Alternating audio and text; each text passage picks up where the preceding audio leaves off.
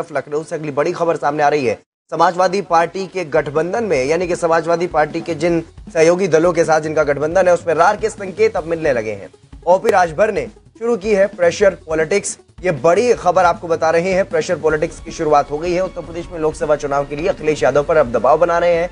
अखिलेश यादव को भाजपा के लिए 5 सीट तो देनी ही पड़ेंगी, ऐसा उन्होंने कहा है। और इसके अलावा यह भी कहा है कि 60 सीटों पर खुद लड़े अखिलेश, 20 सीट सहयोगियों को दें। यानी कि लोकसभा चुनाव के लिए अभी से ही तैयारी भी शुरू और घमासान भी शुरू हो चुका है। ये बड़ी खबर आपको बता रहे हैं। लोकसभा चुनाव के लिए अखिलेश पर अब दबाव बनाते हुए दिखाई दे रहे हैं कहीं ना कहीं ओपी राजभर, क्योंकि जिस तरीके से 2 सीटों पर उपचुनाव हुआ उसमें अखिलेश यादव पर हमलावर दिखाई दिए ओपी राजभर, और अब साफ तौर पर जब ये कहते हुए दिखाई दे रहे हैं कि 5 सीटें तो भाजपा को देनी ही होंगी, यानी कि अब अपना जो रुतबा है उसको बढ़ाते हुए और दबाव बनाते हुए दिखाई दे रहे हैं अखिलेश यादव पर।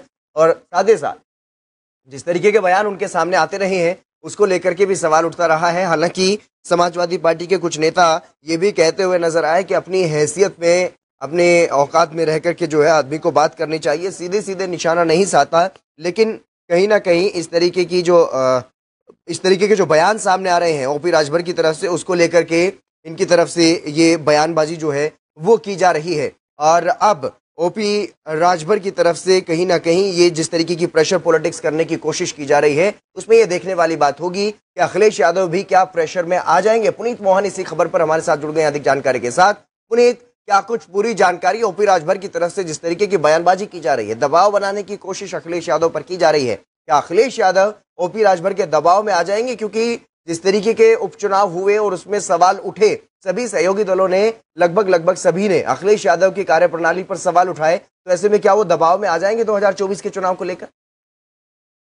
हितेंद्र, देखिए जिस तरीके से ओपी राजभर यानी कि ओम प्रकाश राजभर अपनी बागी तेवर के लिए जाने जाते हैं। 2017 से 2022 का वो दौर याद करिए जब भारतीय जनता पार्टी के साथ 2017 में उन्होंने चुनाव लड़ा और 2019 आते आते बागी तेवर अपना लिया, कैबिनेट मंत्री के पद से इस्तीफा दिया और उसके बाद 2022 के विधानसभा चुनाव में वो समाजवादी पार्टी के साथ आए। लेकिन यहाँ पर 2 सीटों पर जब उपचुनाव हुआ है, लोकसभा की 2 सीटों पर हितेंद्र, चाहे वो आजमगढ़ की सीट हो या रामपुर की सीट हो, जब ये 2 सीट समाजवादी पार्टी हारती है तो समाजवादी पार्टी के जो सहयोगी हैं वही बागी तेवर अपना लेते हैं। बात अगर ओम प्रकाश राजभर की करें तो वो एक हक से कह रहे हैं इतनी विधानसभा सीटें तो आपको देनी ही होंगी। और दूसरी तरफ उन्हीं की जो पार्टी के सहयोगी हैं संजय सिंह चौहान, जनवादी पार्टी सोशलिस्ट के राष्ट्रीय अध्यक्ष, वो आरोप लगाते हैं कि समाजवादी पार्टी में MY फैक्टर चलता है। हितेंद्र, सीधे तौर पर इस बात को समझना होगा कि समाजवादी पार्टी में मुस्लिम और यादव फैक्टर चलता है। यह भी आरोप संजय सिंह चौहान ने लगाया कि वहां पर दूसरी जाति के लोगों को बर्दाश्त नहीं करते हैं ये लोग। तो कहीं ना कहीं एक बड़े आरोप लग रहे हैं, लेकिन अब बागी तेवर अपने दिखा रहे हैं। ओम प्रकाश राजभर का साफ तौर पे कहना है जितनी सीटें हम चाहेंगे उतनी तो देनी ही होंगी। और सीधे तौर पर संजय सिंह चौहान इस बात को लेकर के सवाल खड़े करते हैं कि स्वामी प्रसाद मौर्य चुनाव हारते हैं फिर भी अखिलेश उनको MLC बनाते हैं। कितना लाभ मिला उनको स्वामी प्रसाद मौर्य से, कितने मौर्य वोट आए? यही नहीं, आजम खान को वो दगी कारतूस कह देते हैं कि वो दगी हुई कारतूस है। अखिलेश को ये बात समझनी होगी। तो सीधे तौर पर ये गठबंधन 2024 तक चलेगा या नहीं चलेगा, या गठबंधन में दरार एक पड़ गई है, ये कहना हालांकि जल्दबाजी होगी, लेकिन सीधे तौर पर दरार जो है वो अब धीरे धीरे साफ दिखाई देने लगी। और जिस तरीके का रुख ओम प्रकाश राजभर कर रहे हैं, एक बड़ा सवाल है कि ओम प्रकाश राजभर पहले एक पार्टी के राष्ट्रीय अध्यक्ष यानी कि अखिलेश यादव के नेतृत्व में सवाल खड़ा करते हैं और अब हक के साथ कहते हैं कि जितनी सीटें हम चाहेंगे इतनी सीटें तो देनी ही होंगी। जी, समाजवादी पार्टी के नेता हैं, चाहे वो आजम खान हो या हारे हुए उम्मीदवार हो या अखिलेश यादव हो या तमाम जो पार्टी के नेता हैं वो हों जिन्होंने उपचुनाव में काम किया, वो सभी बीजेपी पर, प्रशासन पर सवाल उठाते हुए नजर आए इस उपचुनाव के दौरान। लेकिन जो समाजवादी पार्टी के जो सहयोगी हैं, चाहे वो ओपी राजभर हो या संजय चौहान हो, वो सीधे तौर पर अखिलेश यादव को इस हार के लिए जिम्मेदार ठहराते हुए नजर आए। क्या ये जिम्मेदारी इसीलिए ठहराई जा रही थी कि 2024 के चुनाव के लिए दबाव बनाया जा सके अखिलेश यादव पर?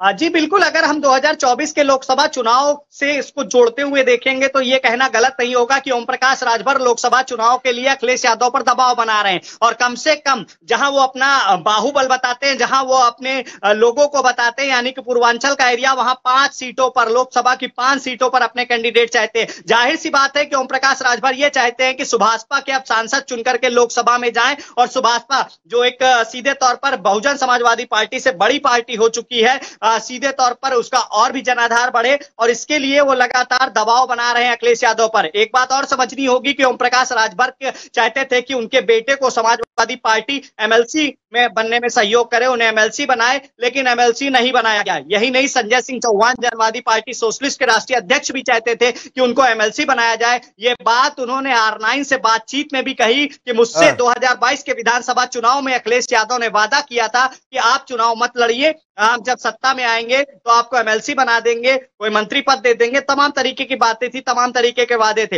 लेकिन चुनाव का जो रिजल्ट आता है वो विपरीत आता है। और बात जब एमएलसी बनाने की आती है तो स्वामी प्रसाद मौर्य को बनाया जाता है, जिनके ऊपर भी वो सवाल खड़े करते हुए नजर आए। तो जाहिर तौर पर अब जो सहयोगी दल है वो अखिलेश यादव पर दबाव बना रहे हैं, इसे दबाव की राजनीति कहेंगे, और जिसमें जो इसकी अध्यक्षता है वो ओम प्रकाश राजभर कर रहे हैं। जी।